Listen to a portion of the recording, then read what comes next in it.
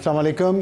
कल आपने सुना कि पाकिस्तान के वज़ीर-ए-आज़म शहबाज शरीफ ने अक़वाम मुत्तहिदा में ख़िताब के बाद जब इसराइली वज़ीर-ए-आज़म नेतन्याहू का ख़िताब शुरू हुआ तो उन्होंने अपने वफ़द समेत उस इजलास का बायकॉट किया और बहुत सारे ममालिक के लोगों ने उस ख़िताब का बायकॉट किया और नेतन्याहू खाली कुर्सियों से ख़िताब करते रहे। लेकिन आप दिलेरी देखें, बल्कि दीदा दिलेरी देखें, जिसकी लाठी उसकी भैंस और ताकत जो है, ताकत की ज़ुबान पूरी दुनिया समझती है, उसका इजहार कल अक़वाम मुत्तहिदा में खड़े होकर जब वो अपने नक्शे दिखा रहा था नेतन्याहू कि हम ये इंडिया से डायरेक्ट रूट बना रहे हैं इसराइल में और जिस मुल्क में से गुजरना है उसमें बहुत सारे ममालिक इस्लामी ममालिक हैं।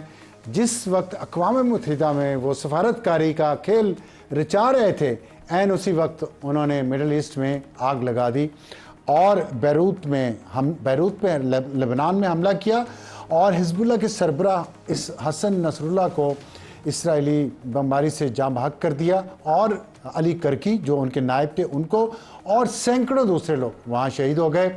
लेबनान में इस वक्त जंग जारी है, इसराइल के हमले जारी हैं और दूसरी तरफ ईरान में इतना ख़तरा बढ़ गया है कि ईरानी सुप्रीम लीडर आयतुल्लाह ख़ामेनी को भी नामालूम महफूज मुकाम पर मुंतकिल कर दिया गया है, क्योंकि ख़तरा यह है कि इसराइल ईरान पर भी हमला कर देगा। तो शाम, लेबनान और ईरान के साथ इसराइल ने जंग जारी रखी हुई है, लेकिन दूसरी तरफ इसराइल को कोई कुछ नहीं कह रहा।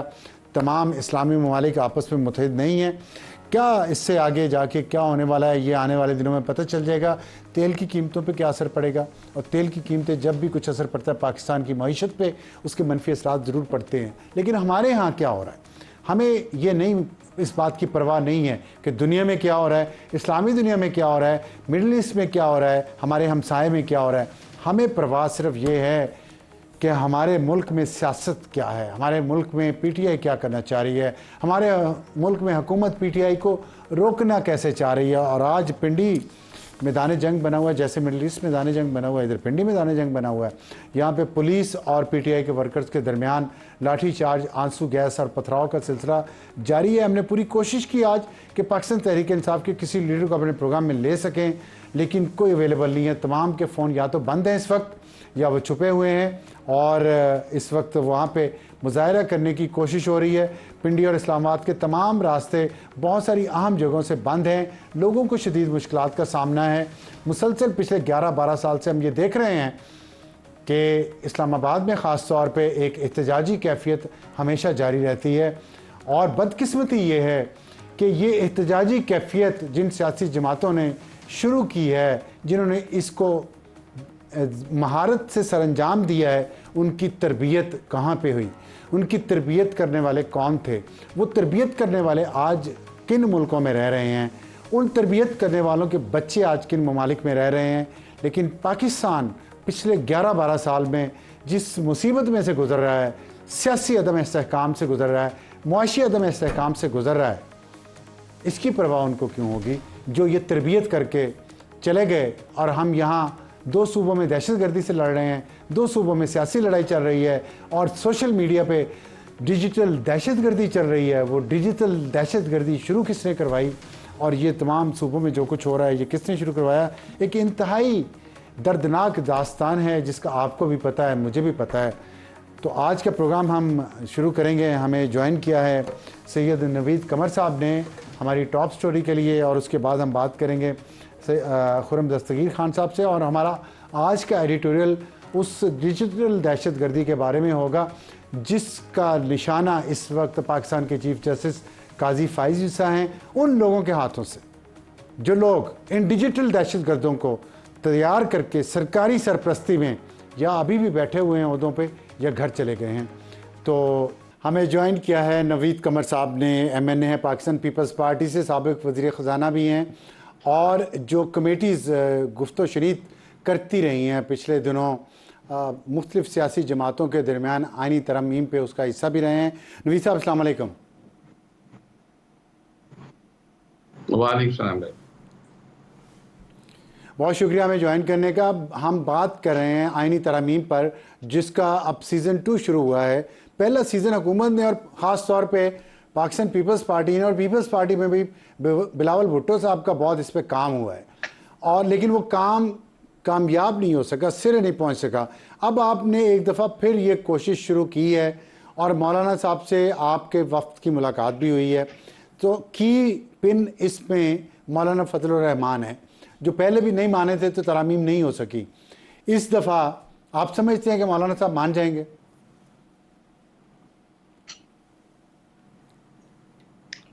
बिस्मिल्लाहिर्रहमानिर्रहीम। अफसर भाई, सवाल ये है कि जाहिर है कि politics is the art of the possible. क्या हो सकता है, जाहिर है कि आपने लोगों के साथ इंगेज करना होता है। जब आप इंगेज करते हैं तो उनके जो कंसर्न्स होते हैं उसको भी एड्रेस करने की कोशिश करते हैं और अपनी जो इश्यूज हैं वो भी सामने रखते हैं। और जाहिर है कि ये पेन स्टिकिंग एक प्रोसेस होता है, लेकिन अल्टीमेटली देखें ना, हमने तो बड़ी बड़ी कंसेंसस बनाई। ये 73 कॉन्स्टिट्यूशन कंसेंसस से बना, 18th अमेंडमेंट कंसेंसस से हुई। तो जब तक कि वो हम उस स्टेज पर नहीं पहुंचते तब तक प्री मेच्योरली चीज़ों को पुश करना जो है वो इतना सही नहीं होता। तो आपने स्टेप बाय स्टेप चीज़ों को लेके जाना होता है और उसके बाद मैं बिल्कुल पुरुमीद हूँ कि इंशाल्लाह मौलाना साहब भी इस प्रोसेस में शामिल हो जाएंगे। पिछली दफ़ा जो आपकी कोशिशें नाकाम हुई हैं, उसमें ऐसी कौन सी बात थी मौलाना फजलुर रहमान साहब की जो आप लोग नहीं मान पाए?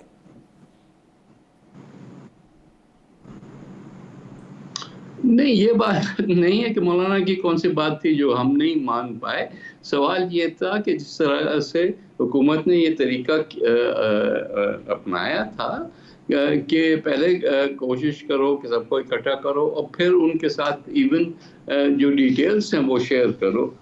इस तरह से नहीं होता। कंसेंसस बिल्डिंग में तो आपको एक एक चीज़ को जो है वो नाप तोल के सामने लाना होती है। तो लास्ट टाइम जो मेरा ख्याल है कि उजलत में कोशिश की गई ये सारा कुछ करने की, और इसी की वजह से नाकामी हुई। उजलत में जो कोशिश की गई, मौलाना साहब भी ये फरमाते हैं कि मौलाना फजल रहमान के उजलत में और आखिरी वक्त पे जाके मुसवदा दिया गया। हम देख ये रहे थे कि बिलावल भुट्टो साहब भी इस पर बहुत खुलूस के साथ और बड़े जोश के साथ इस पर काम कर रहे थे। तो फिर ये मुसवदा जो इतनी देर में आया और फिर उसमें उजलत की जो आप बात कर रहे हैं, इसकी ज़िम्मेदारी, इस उजलत की या इस गैर ज़िम्मेदारी की ज़िम्मेदारी किस पे है? हुकूमत पे या पाकिस्तान पीपल्स पार्टी पे, जो कि फोर फ्रंट में थी इस एफर्ट के? पीपल्स पार्टी जाहिर है कोशिश कर रही थी कि काम जो है अगर होना है तो सही तरीके से हो, तो उस वजह से तो पीपल्स पार्टी के गले में ये चीज़ नहीं आएगी ना। तो उनके गले में आएगी जिन्होंने जो है शायद उनका एक्सपीरियंस नहीं था कभी कंसेंसस बिल्डिंग का, कि इस तरह से चीज़ें करने की कोशिश की। वो तो हमारा तो डे वन से ये पोजीशन थी कि कोशिश करो कि जितना भी इंक्लूसिव जो है वो डॉक्यूमेंट बने, उस पर ज़्यादा से ज़्यादा लोग ऑन बोर्ड आ जाए ना। अगर आप ये ना करेंगे, कंसेंसस बिल्डिंग भी नहीं करेंगे, तो खुद ब खुद तो चीज़ें नहीं होती ना। सही बात है ये, लेकिन ये कंसेंसस बिल्डिंग की जो आपने बात की है, तो हम तो ये भी सुना है और मौलाना साहब ने इसकी तस्दीक भी की है कि पाकिस्तान पीपल्स पार्टी के पास अलग मुसवदा था, हमारे पास अलग मुसवदा था, PMLN के पास मुसवदा अलग था। इसकी क्या वजह है? आई डोंट नो, बिकॉज मेरा ख्याल नहीं कि ये देखे ना, हुकूमत ने कहाँ से शुरू किया और कहाँ तक पहुंचे, उसमें भी तो ज़ाहिर मरहले थे ना। ये तो मुझे नहीं पता कि मौलाना साहब को अलग क्या दिया गया और हमें क्या दिया गया, लेकिन जहाँ से शुरू हुए थे उसमें तो कई ऐसी चीज़ें थी जिस पे पीपल्स पार्टी को भी तो सख्त जो है एतराज़ात थे, जो कि हुकूमत के साथ बातचीत करने के बाद आहिस्ता आहिस्ता वो ख़त्म किए गए ना। तो आखिर में क्या ड्राफ्ट होता है वो तो अभी भी वर्क इन प्रोग्रेस है ना। जिस ड्राफ्ट पे मैक्सिमम पॉसिबल जो है पार्टीज जो हैं ऑन बोर्ड हों, वही ड्राफ्ट जो है उसको आखिरी समझा जाएगा। बाकी इन बिटवीन ड्राफ्ट तो कई आते हैं वो जाते हैं, उनको तो आप काउंट नहीं करेंगे। आपने फरमाया कि वर्क इन प्रोग्रेस है, तो कौन कौन है इस वर्क इन प्रोग्रेस के अमल में? कौन कौन लीड कौन कर रहा है? पाकिस्तान पीपल्स पार्टी, मुस्लिम लीग नून, या JUI, या PTI? नहीं, लेकिन अब कौन, हर एक अपने अपने लेवल पे, सॉरी, हर एक अपनी अपनी लेवल पे कोशिश करेगा ना। जाहिर है हमारी, जैसे आपने देखा कल के मौलाना फजल रहमान साहब से कल भी मुलाकात हुई थी, उनकी टीम से आज भी मुलाकात हो चुकी है।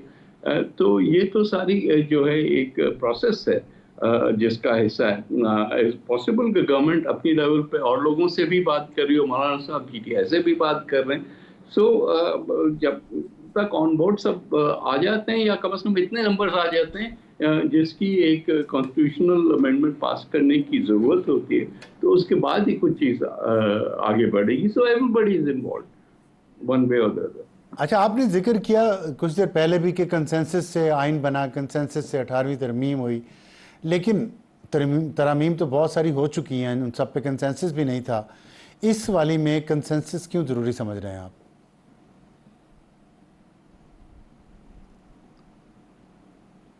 कंसेंसस, सॉरी, रिपीट करें ज़रा।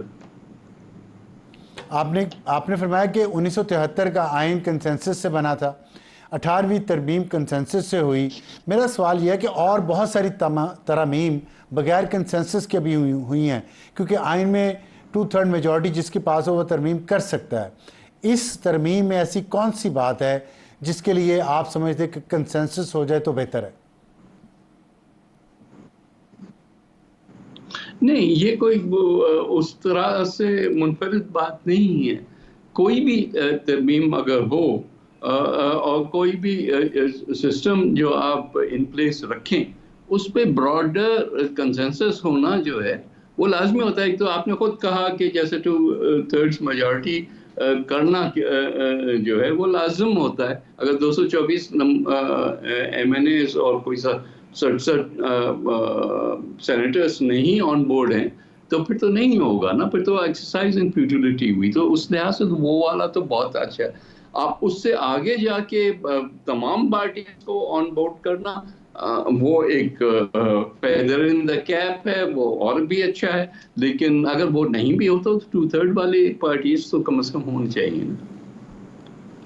ठीक है, आपने कहा फेदर इन द कैप होगा अगर और पार्टीज़ भी आ जाएं, लेकिन 2/3 मिनिमम होना चाहिए, जो आइन की रिक्वायरमेंट भी है।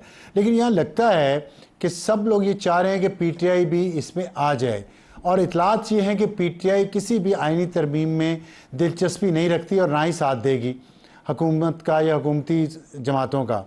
इस सूरत हाल में आप समझते हैं कि PTI अगर ऑन बोर्ड ना आई तो इस तरमीम की जो लेजिटिमेसी है वो क्वेश्चन मार्क रहेगा उस पर, और PTI इसको इस्तेमाल करेगी सियासी तौर पर नहीं, और ये कभी सड़कों नहीं पर होता। एहतजाज करने में?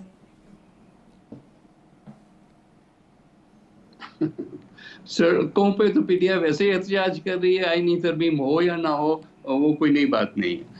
बात सारी ये है कि हाँ, खूबसूरती इस चीज़ की होती है कि अक्रॉस द बोर्ड सारी पार्टीज ऑन बोर्ड हो।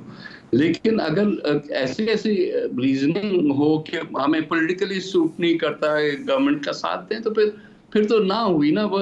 कोई कंसेंसस में आप आने के लिए तैयार ही नहीं है, तो फिर बात अलग है। सवाल ये कि जो इश्यूज ये रेस कर रहे हैं या जो कंसर्न्स शो कर रहे हैं, वो बैठ के बात करेंगे तो पता चलेगा ना कि कंसर्न शायद उनके गलत हैं। वो बार बार चीजें वो पर्सन स्पेसिफिक हो रहे हैं, वो जिसकी जरूरत नहीं है ना। आप इंस्टीट्यूशन बिल्डिंग करते हैं, आप किसी एक बंदे के फॉर और अगेंस्ट तो नहीं बात करते। ये माजी में भी हमने देखा है, जब हमने पर्सन स्पेसिफिक करने की चीजें कोशिश की है तो वो नाकाम हुई है, वो उसका ब्लोबैक आया है। अच्छा, इसमें ये जो तरमीम अब होने जा रही हैं उस पर पाकिस्तान पीपल्स पार्टी का बड़ा अहम रोल है। तो आप समझते हैं कि अक्टूबर के पहले 2 हफ्तों के दौरान पीपल्स पार्टी मौलाना फजल रहमान साहब को ऑन बोर्ड लेने में और दूसरी सियासी जमातों को साथ लेने में कामयाब हो जाएगी भाई अक्टूबर के आप दूसरे टाइम हफ्ते तक? देखें, आपका सवाल जो है उसी में उसका जवाब है कि अगर आप पहले से टाइम फ्रेम डिसाइड कर लेंगे तो फिर आपने कंसेंसस बिल्डिंग क्या की। जाहिर है कि टाइमिंग वैसे तो इम्पोर्टेंट होती है, लेकिन whatever time it takes is takes ना। पहले जब कंसेंसस बिल्डिंग हुई थी तो उसमें कौन सी डेडलाइंस जो थी मीट करनी थी कि आप आज ये सवाल हमसे कर रहे हैं? नहीं, डेडलाइन इसलिए कि आप लोगों ने इजलास बुला लिया। हफ्ते को भी इजलास हुआ, इतवार को भी हुआ। पहले सुबह 9 बजे का टाइम, फिर 10 बजे, फिर 2 बजे, फिर रात के 10 बजे। सारे लोग यहाँ मौजूद थे, फिर भी इजलास नहीं हो सका। तो भाई आप हुकूमत लोगों ने ने बनाया बुलाया, उसको। प्लीज थोड़ी सी मैं करेक्शन कर दूंगा अफसर जी जी भाई। कि हुकूमत जी ने जी। बुलाया और उजलत में बुलाया और गलत किया, और उसका गलती को जाहिर है कि उनको रिपीट नहीं करना चाहिए। कि पहले सब लोग इकट्ठे हों, उसके बाद जो है आप बैठ के ये सोचते हैं कि क्या करना है, ये नहीं होता। पहले आप फैसला कर लें करना क्या है, उसके बाद लोगों को कहें, और जब इतने लोग आपको पता है ठीक कि है। आ गए तो फिर आप इजलास बुलाएं ना। ये आपने बड़ा अच्छा पॉइंट रेज किया। मैं पहले भी इस पे बात कर चुका हूँ। मेरा एक सवाल यहाँ पे बनता है कि उजलत में जो बुलाया गया इजलास, और तैयारी भी पूरी नहीं थी, और फिर हमें लगा कि कोई एक कलेक्टिव लीडरशिप नहीं है, सिंगुलर चेन ऑफ कमांड नहीं है इस प्रोसेस में आईनी तरमीम के। अभी भी हम देख रहे हैं कि बिलावल भुट्टो साहब इसमें लीड ले रहे हैं। आपके ख्याल में इस वक्त जो प्रोसेस चल रहा है दूसरी बार आईनी तरमीम के लिए, उसमें लीड एक पार्टी या एक बंदे के हाथ में है कि वो जिम्मेदार हो, कब इजलास बुलाना है, कब कंसेंसस हुआ है, किस किस चीज़ पे कंसेंसस हुआ है, या अभी भी ये लीडरलेस ही सारा प्रोसेस चल रहा है? नहीं, देखिए ना, हम जो अपनी तरफ से कोशिश कर रहे हैं कि वो मिनिमम पॉसिबल एजेंडा पे कंसेंसस हो जाए और लोगों को इकट्ठे करें। लेकिन at the end of the day इजलास तो हुकूमत ने बुलाना होता है, हुकूमत ने लीड लेनी होती है। पीपल्स पार्टी तो हुकूमत नहीं है इस वक्त। तो जिनका की ड्यूटी है, जाहिर है कि प्राइम मिनिस्टर हैं, लॉ मिनिस्टर हैं, और पूरी टीम है, उन्होंने इस चीज़ को आगे बढ़ाना है। तो तो हम आपके उनको ख्याल ये में दे सकते हैं कि बिलावल भाई हम इतना अचीव कर चुके हैं। बिलावल भुट्टो साहब का किरदार इस आईनी तरमीम में आप नहीं समझते कि बहुत अहम है? नहीं नहीं, हम तो है, जाहिर है कि एक नेशनल लीडर हैं और इतनी बड़ी पार्टी के को हेड कर रहे हैं। अब प्लस जाहिर है कि जितना हमारे पास माजी का एक्सपीरियंस है इन चीज़ों का, वो शायद हुकूमत की काम आ जाए ना, ये सारी चीज़ें इकट्ठे करके और आगे बढ़ने के लिए। तो इसमें ये बताइएगा, अगर अल्लाह करे कामयाबी हो, पाकिस्तान को कामयाबी हो, आपकी सियासी जमात को अगर कामयाबी होती है, बिलावल भुट्टो अपने ये जो उनको टास्क है कि उनके पास, उसमें कामयाब हो जाते हैं, तो आप समझते हैं कि बिलावल भुट्टो और वजारत उज़्मा की पोस्ट के दरमियान फासला कम हो जाएगा? इंशाल्लाह। लेकिन ठीक जाहिर है, है कि ठीक है। वो ऐसी असेंबली होगी जहां पीपल्स पार्टी के पास लीड होगी, और उसमें हम तो चाह रहे ठीक। हैं कि बिलावल भुट्टो साहब एक दिन पाकिस्तान के वजीर आजम बने। बहुत शुक्रिया नवीद कमर साहब, हमसे बात। तो एक ब्रेक के बाद वापस आएंगे तो हॉट इशू मईशत में बेहतरी, क्या हुकूमत ओवर कॉन्फिडेंस का शिकार हो जाएगी या नहीं? एक छोटे से ब्रेक के बाद।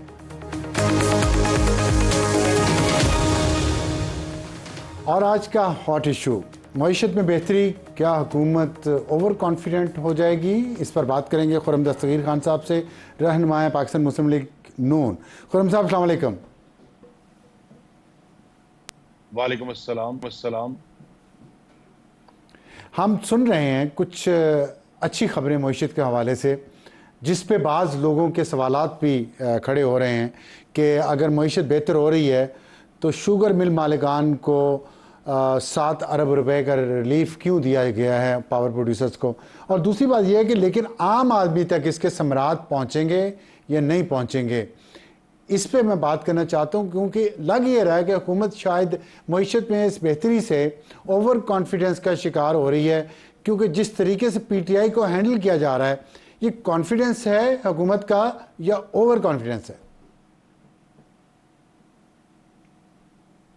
जी, पहली बात तो ये है कि आम आदमी, मेरे भाई और बहनें, पूरे मुल्क में उनको जो डिलीवरी है वो उनके मोहल्ले के करियाने स्टोर पर शुरू हो गई है, जहां अब अशियाए खुर्दोनोश की कीमतें या तो ठहर गई हैं और काफी अशिया की कीमतें कम हुई हैं पहले के मुकाबले में।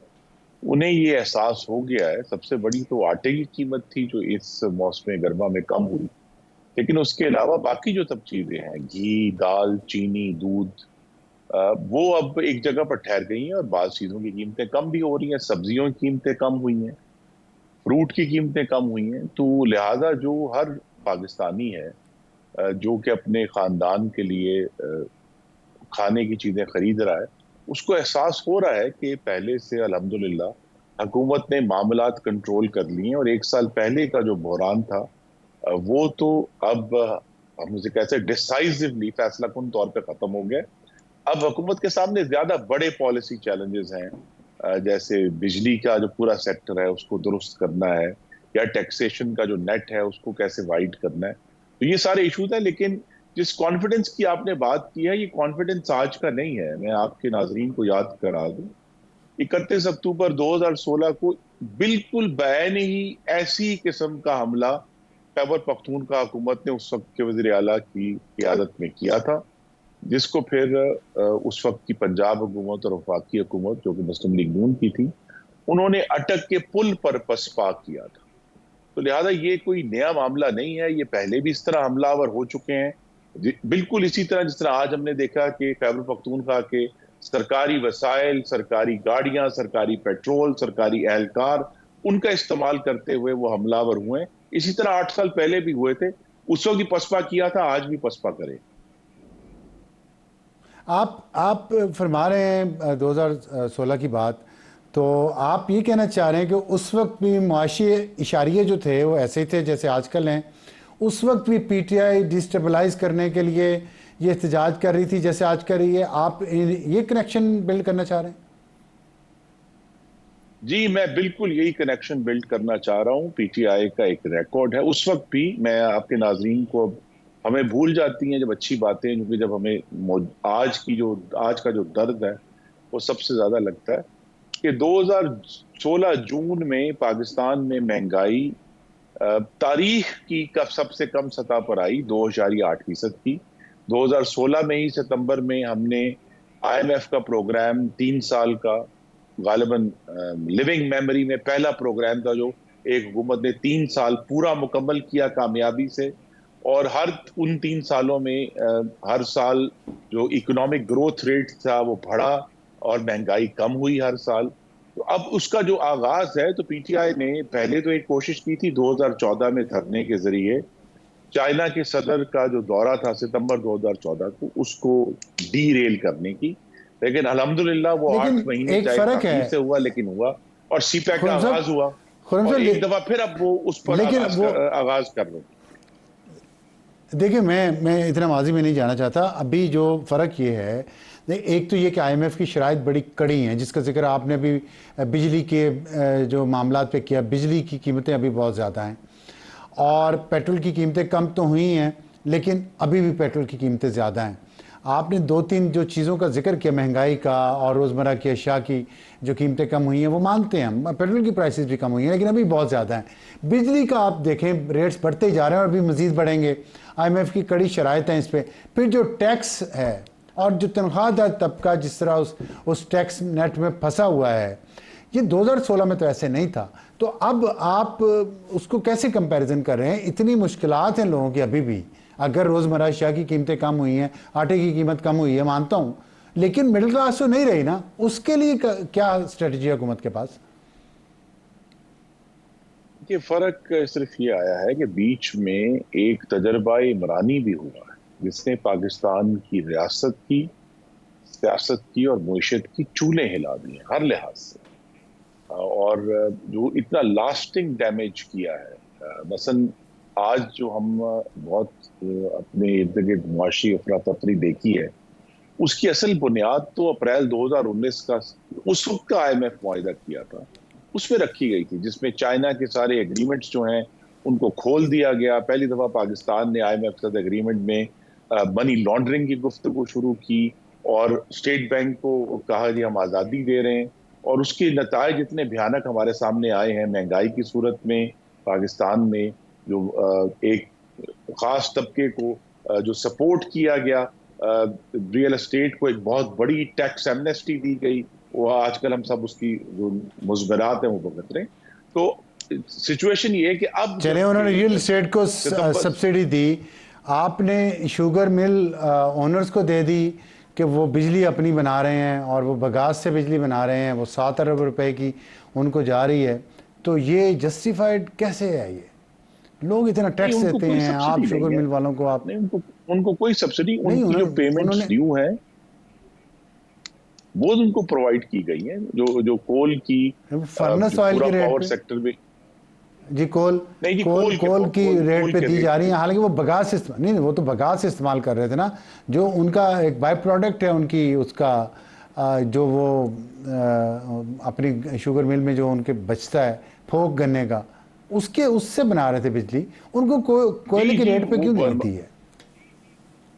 उन्हें देखिए, जो ये सारा जो पावर सेक्टर है, इसके अंदर जो साबिक एग्रीमेंट्स हुए हैं उसको हुकूमत बाउंड है पूरा करने की, और इसीलिए शहबाज शरीफ साहब की गवर्नमेंट पूरी इस वक्त आपकी उसी हुकूमत ने ये किया, आपकी उसी हुकूमत ने किया 2013 में। नहीं, वो तनदही से ये कोशिश कर रहे हैं कि ये तमाम एग्रीमेंट जो हैं उनको रिव्यू करके हमें आइंदा इस तरह की पेमेंट्स ना करनी पड़े। आपके ख्याल में ये जो पूरे पिछले चंद महीनों से जो आईपीपीज की कैपेसिटी पेमेंट्स का मामला हुआ, क्या उनको कैपेसिटी पेमेंट्स नहीं हुई हैं? हर रोज होती हैं। तो लिहाजा जब तक तो वो एग्रीमेंट्स इन फोर्स है, उनको हुकूमत बाउंड है पे करने की। जैसे ही वो अब इस वक्त रिव्यू हो रहे हैं, तो हमारी यही तवक्को है कि इसके बाद इस तरह की पेमेंट्स नहीं करनी पड़ेंगी, जब इस साल के आखिर तक हम एनर्जी सेक्टर की जो पहली बड़ी रिस्ट्रक्चरिंग है उसे इंशाल्लाह मुकम्मल कर लेंगे। अच्छा, इस पे आपने कुछ नहीं बताया, रिस्ट्रक्चरिंग तो आप मुकम्मल कर लेंगे, लेकिन बिजली की कीमतें कब तक बढ़ाते रहेंगे? और टैक्स की जो मैंने बात की है, टैक्स बर्डन मिडिल क्लास पे, तनख्वाहदार तबके पे। हाँ, मैं जो बिजली की कीमतें जो हैं, जो इस साल बढ़ी हैं, जो बहुत हम सबके लिए तकलीफ दे थी, लेकिन उस बेस रेट में इजाफे के बाद अब मेरी तवक्को यही है, और ये टेक्निकल मैं आपको अपनी जजमेंट दे रहा हूँ, कि अब आइंदा कम अज कम अनलेस कोई बहुत बड़ा एक्सटर्नल शॉक लगता है कि तेल की कीमतों में अचानक बहुत ज्यादा इजाफा हो जाता है, तो अब अगले इस माली साल में बिजली की कीमत दोबारा बढ़ाने के कोई हमें जवाब नजर नहीं आ रहा, क्योंकि वक्त के साथ साथ पाकिस्तान का जो डोमेस्टिक सेक्टर इस पे जो ट्रैजिक कॉमेडी है, आपने जो बात की है, हंसने का दिल करे कि अब नहीं बढ़ाएंगे, अब और कितनी बढ़ानी? लोग तो एक्सपेक्ट करें कम होंगी कीमतें बिजली की, तो कम तो नहीं होंगी, इसका मतलब है जी, तो मैं यही कह रहा हूँ ना कि उनको नहीं जी, कम फौरन तो नहीं होंगी, ये भी हकीकत है जो नंबर्स हमें बता रहे हैं, लेकिन इसमें जिस तरह पहली जो सपोर्ट है, वो जिसकी ऊपर पूरी कोशिश जारी है कि आईपीपी के साथ जो उनकी कैपेसिटी पेमेंट्स का मामला है उसको हल कर लिया जाए। दूसरा, हमें अब साहब एक बड़ी संगलाख हकीकत का सामना है, जिसका आज के जो हमला हुआ है इस्लामाबाद के ऊपर खैबर पख्तूनख्वा, इसके बेताल्लुक है कि बिजली का खसारा उस वक्त तक सब्सटेंटिवली कम नहीं होगा, और मुझे और आपको बिजली के बिल कम नहीं होंगे जब तक खैबर पख्तूनख्वा और बलूचिस्तान और देही सिंध में हाकमियत बेहतर नहीं हो जाती। क्योंकि इन 3 इलाकों से, जहां पाकिस्तान की 5 डिस्ट्रीब्यूशन कंपनीज हैं, हुकूमत पाकिस्तान को बिल वसूल नहीं होते, बिलों की चोरी ज्यादा है, और हम उसको किसी भी तरह छुपाने की कोशिश करें, लेकिन जब तक वहां हाकमियत, उसकी सजा पूरे मुल्क को दे रहे हैं आप, और किस तरह इंप्रूव होगी? 5 जी, पूरे मुल्क, मेरे और आप जैसे जो कंज्यूमर इस्लामाबाद से, ये तो हुकूमत की कमजोरी, हुकूमत की है, हुकूमत करने वालों की है कि वो रेट अपनी लगा नहीं सकते, तो उसकी सजा पूरे मुल्क के अवाम को दे रहे हैं। लेकिन तो चलें आगे बढ़ते हैं, मुझे ये बताइएगा, मुश्तरका चैलेंज है। देखिए, अगर एक सूबे की हुकूमत जो है वो बजाय ये कि उस सूबे में अमन व अमान की सूरत हाल को बेहतर बनाए, अपने सारे वसाइल जो हैं वो अमन व अमान में बेहतर करने में, हाकमियत को इम्प्रूव करने में करे, तो वहां बेहतरी तवक्को है। लेकिन एक सूबा जो है वो तो अपने सारे वसाइल और एनर्जी और वक्त जो है वो वफाक पर हमलावर होने पर इस्तेमाल कर रहा है, इसमें गवर्नेंस कैसे इंप्रूव होगी? ठीक है, खुर्रम साहब, ये बताइएगा कि जो आइनी तरमीम पे बहुत बात हो रही है और पीटीआई ने कह दिया कि वो किसी आइनी तरमीम में किसी भी तरह का हिस्सा नहीं लेगी, तो मौलाना फजल रहमान साहब पीटीआई के साथ निगोशिएट कर रहे हैं, आप लोगों की निगोशिएशन भी जारी, पाकिस्तान पीपल्स पार्टी मिल के आई है और मौलाना ने शिकवा किया, उनकी जमात ने मौलाना फजल रहमान की कि हुकूमत ने हमसे कोई रब्ता नहीं किया। तो आपकी हुकूमत रब्ता क्यों नहीं कर रही? क्या आप लोग समझते हैं कि आप मौलाना फजल रहमान साहब को नहीं मना पाएंगे? नहीं, देखिए मौलाना का पाकिस्तान पीपल्स पार्टी के साथ भी और मुस्लिम लीग नून के हाईएस्ट लीडरशिप के साथ दहाइयों से ताल्लुकात हैं और बहुत अच्छे और मुस्बत ताल्लुकात हैं और वो हमारी हुकूमतों में का हिस्सा रहे हैं, उन्होंने हमें सपोर्ट किया है, तो उनके साथ राब्ता जारी है। और ये पूरी कोशिश अब जब भी ये तरमीम का मुसवदा फाइनल होता है कि मौलाना से हमायत की दरख्वास्त करेंगे और हमें तवक्को है कि इंशाल्लाह वहां से मुस्बत जवाब आएगा। लेकिन उससे पहले जो है वो उस मुसवदे का हतमी होना जरूरी है जो अभी फाइनलाइज नहीं हुआ। अच्छा, ये बताइएगा कि हतमी होना है अभी, ये अक्टूबर के दूसरे या तीसरे हफ्ते तक आप ये आइनी तरमीम कर पाएंगे? जी, इस वक्त तो तमाम इशारे मुर्शिद की तरह आइनी तरमीम के मामले में भी मुस्बत हैं, तो लेकिन इस पे जो 2 हफ्ते पहले वो तो पूरी पिछली दफा भी लग रहे थे आपको, फिर आधी रात को इशारे सुर्ख हो गए। जी, तो हुकूमत जो है, जी माजी का वाहिद फायदा यही है कि उससे सबक सीखा जाए, तो उस सबक को सीख कर अच्छा, जो पहला कदम है जिससे आप सबको और मुझे नहीं, मैं इसको क्लैरिटी कर देना चाहता हूँ आपके नाजरीन को कि वो पहला इशारिया जिससे हमें अंदाजा होगा कि ये इंशाल्लाह तरमीम होने वाली है वो ये है कि वो मुसवदा मंजूरी के लिए काबीना में पेश होकर मंजूर होगा, फिर हम बैठकर उस पर बात करें। ठीक है, तो ये बताइएगा अगर ये दूसरे या तीसरे हफ्ते में अक्टूबर के आप समझ रहे हैं कि हो जाएगा, ये अचीवमेंट हो जाएगी आपकी तो और आपके इत्तेहादियों की, तो फिर नवाज शरीफ साहब जो लंदन का उनका विज़िट की खबर आई है, वो विज़िट जो है वो अभी होगा, बाद में होगा, क्या होगा उसमें? तो उनकी मौजूदगी तो यहाँ ज़रूरी है। जी, वो इंशाल्लाह आईनी तरमीम में वोट डालकर ही जाएंगे, या अगर चले भी गए तो उसके लिए वापस आएंगे। उन्हें अपनी जो जिम्मेदारियां हैं, बहुत शुक्रिया खुर्रम दस्तगीर साहब हमसे बात करने का। ठीक है, बहुत शुक्रिया खुर्रम दस्तगीर साहब हमसे बात करने का। वक्त हुआ है एक ब्रेक के बाद वापस आएंगे तो एडिटोरियल इस इशू पर कि पाकिस्तान के चीफ जस्टिस काजी फाइज ईसा साहब के खिलाफ एक इंतहाई मनफी कैंपेन चल रही है सोशल मीडिया पे, इसके पीछे क्या है और काजी का कसूर क्या है। एक छोटे से ब्रेक के बाद और आज का editorial Qazi Faez Isa chief justice of Pakistan के बारे में कि लगता है कि कोई निज़ाम है इनविजिबल जो उनके ख़िलाफ़ काम कर रहा है और उनका कसूर क्या है। और मैंने इनविजिबल निज़ाम इसलिए कहा कि अगर आप जुडिशरी देखें, अगर आप पाकिस्तान का मीडिया देखें, अगर आप पुलिस देखें, अगर आप दूसरी जगह देखें, वहाँ पे कुछ लोग ऐसे हैं जो मुसलसल इस तरह की कैंपेन को काजी फाइज ईसा के ख़िलाफ़ गैर महसूस तरीके से सपोर्ट किए जा रहे हैं। जैसा कि ये जो वीडियो अभी आई है और जिस पे इतना हंगामा हुआ है, और ये वीडियो कोई 1-1.5 महीना पुरानी है, लेकिन अचानक वो वीडियो पुलिस के पास थी सिर्फ, और पुलिस से लीक हुई, किसको लीक हुई, क्यों लीक हुई और किसने लीक करवाई, उसके बाद क्या हुआ?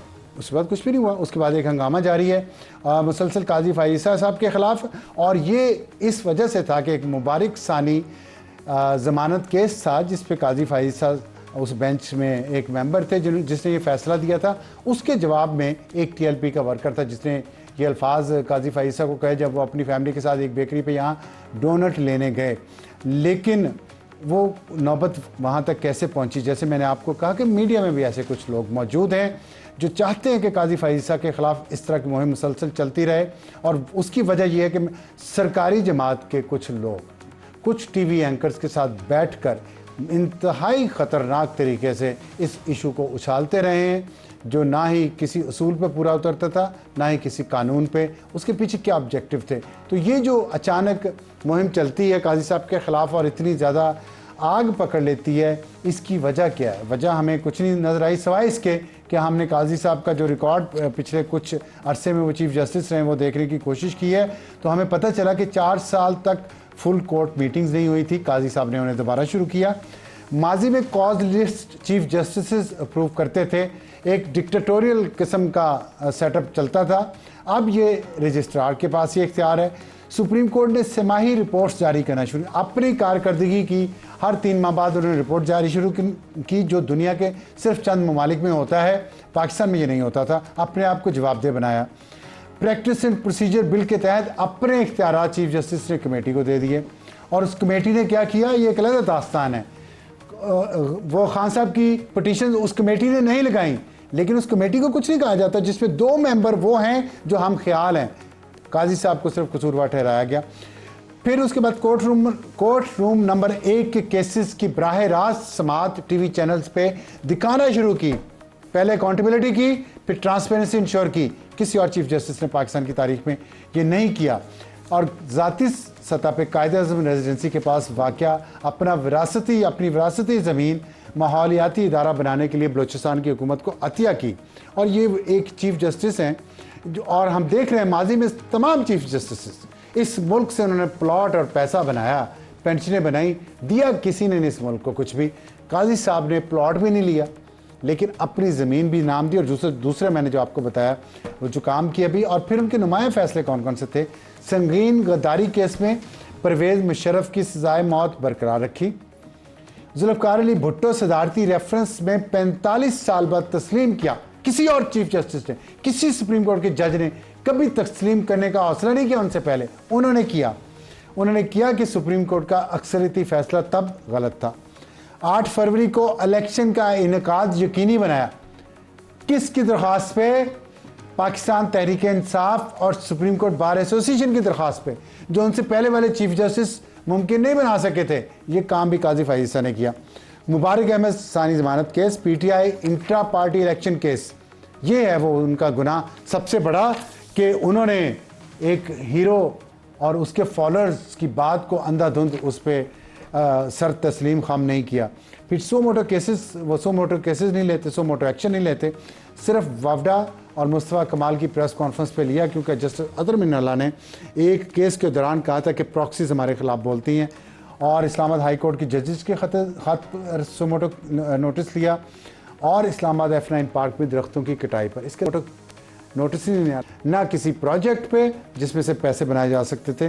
तो ये कसूर है काजी साहब का। और आखिरी उनके जो कसूर हैं उसमें से ये है कि काजी रोज़ाना सो मोटो नोटिस नहीं लेता, काजी प्लॉट्स नहीं लेता।